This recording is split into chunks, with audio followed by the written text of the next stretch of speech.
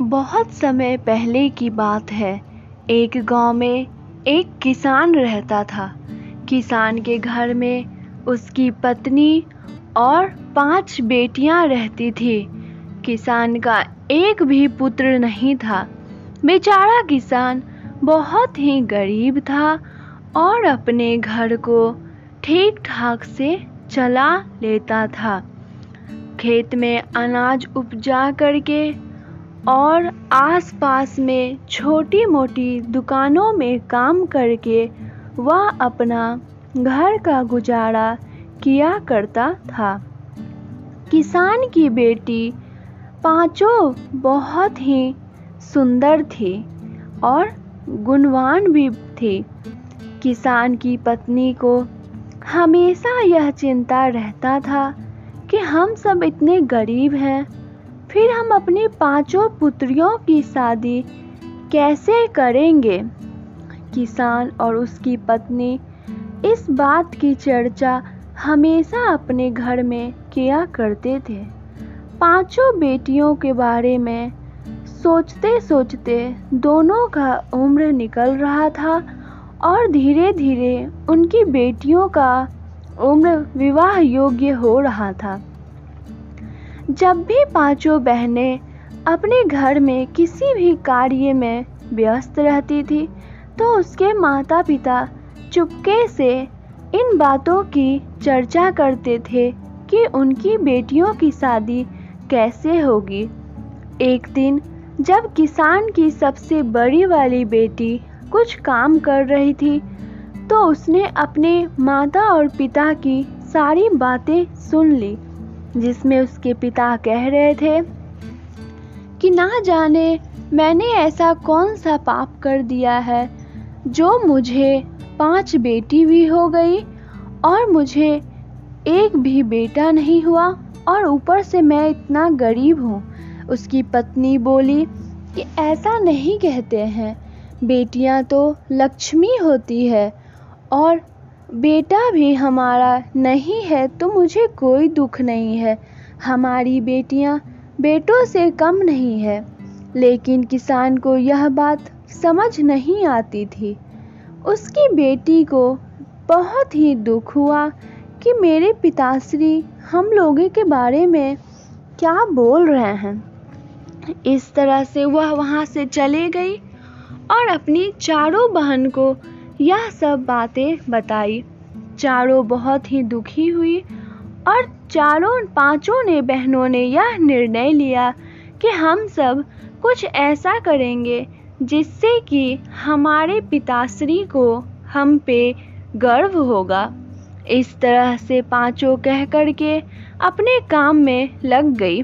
धीरे धीरे उसकी बेटियों में इतनी गुण थी कि वह बाहर जा कर के छोटे मोटे कार्य करने लगी, जैसे घर में सिलाई का कार्य और घर के चारों तरफ बाग बगीचा लगाना, उसमें सब्जियां लगाना और उसे तोड़ करके गांव में ही बेचना।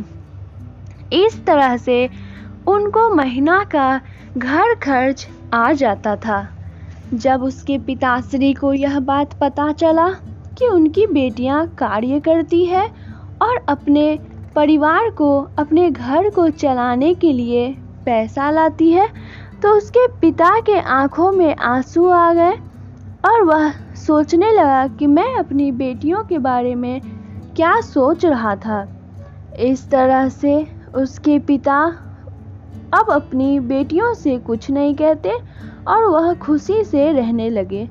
लेकिन 5 बेटियां इतना नहीं कमा सकती थी कि वह अपना शादी बहुत ही अच्छे तरीक़ा से कर सके।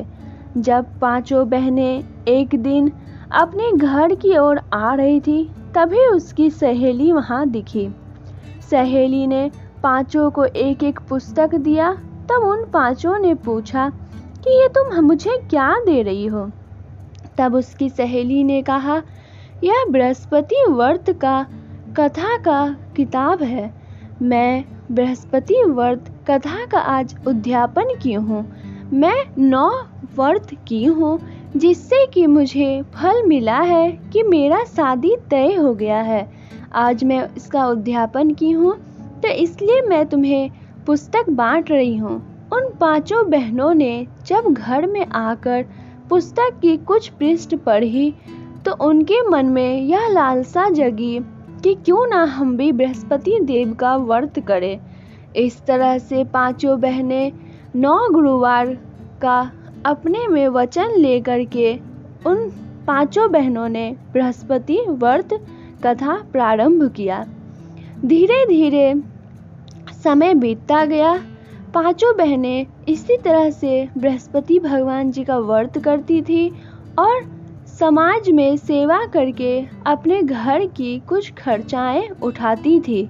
उनके पिता भी अब कुछ व्यवस्थित हो गए और थोड़े मोड़े पैसा ज़्यादा उनके पास भी आने लगा।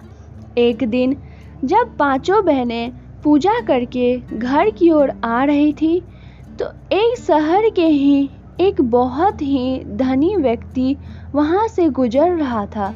जब उसकी नज़र उन 5 बहनों पर गई तो उसने कहा, वाह कितनी सुंदर कन्याएं हैं, यह किसकी कन्या है? मुझे इनके पिताश्री के पास जाना है। फिर क्या था, वह व्यक्ति किसान के घर में आया और किसान से कहा, आपकी बेटियां बहुत ही सुंदर है, मुझे आपकी बेटियां बहुत ही पसंद है। मैं अपने लड़कों से आपकी बेटियों की विवाह करना चाहता हूँ। इस तरह से किसान जब यह बात सुना तो उसकी खुशी की ठिकाना नहीं रही। उसने कहा कि जरूर, मैं भी अपने बेटियों के लिए एक सुंदर और कुशल वर ढूंढ रहा था। शायद भगवान ने आपके ही घर मेरी बेटियों की तकदीर लिखी हो। इस तरह से जब 5 बेटियां अपने घर की ओर आई तो उसने देखा कि उसके घर मेहमान आए हुए हैं। 5 ने वहां पे गई और उन्हें नमस्ते किया और अपने कमरे की ओर चल गई। फिर क्या था, सब लोग ने इन बातों की चर्चा की और शादी का तैयारी करने लगे। 5 बेटियां बृहस्पति देव का 9वां व्रत करने के बाद, उद्यापन करने के बाद सब में पुस्तकें बांटी और अपने अपने घर में आ गई। रातों रात ऐसा चमत्कार हुआ कि 5 बेटियों को इतनी खुशी हुई कि वह अपने पिताश्री को और माता को उठाने लगी। जब उन लोगों ने उनका कारण पूछा तब उनकी बेटियों ने कहा, पिताश्री अभी मुझे एक फ़ोन आया था जिसमें कुछ व्यक्ति बोल रहे थे कि हमें आपकी सिलाई का काम बहुत पसंद आया है और हम आपको इस सिलाई के काम में रखना चाहते हैं। इस तरह से उनकी 5 बेटियां काम भी करने लगी और उसी माह उन 5 का शादी भी हो गया और अब वो लोग बहुत ही कुशल जिंदगी व्यतीत करने लगी। अब किसान भी बहुत खुश रहने लगा और उसके घर में भी संपत्ति, धन दौलत बढ़ गया। अब किसान सोचता था कि चाहे बेटी हो या बेटा, धन एक ही समान है। बेटी भी हमारी धन है और बेटा भी हमारा धन है। इस तरह से उन 5 बेटियों ने बृहस्पति देव का कथा का चमत्कार सबको बताया और सबको करने को भी कहा। जो यह कथा बोलता है या सुनता है, सबको भगवान आशीर्वाद देते हैं। तो दोस्तों, आज का कथा यही था। मैं उम्मीद करूंगी कि आपको मेरा यह कथा बहुत पसंद आएगा। अगर आपको मेरा कथा पसंद आएगा तो प्लीज़ मेरे वीडियो को लाइक कीजिएगा। मेरे चैनल पर नए हैं तो प्लीज़ मेरे चैनल को सब्सक्राइब कर लीजिए। मैं इसी तरह की रोज़ नई वीडियो आप सभी के लिए लेकर आऊँगी। तब तक के लिए आपका तहे दिल से बहुत बहुत धन्यवाद।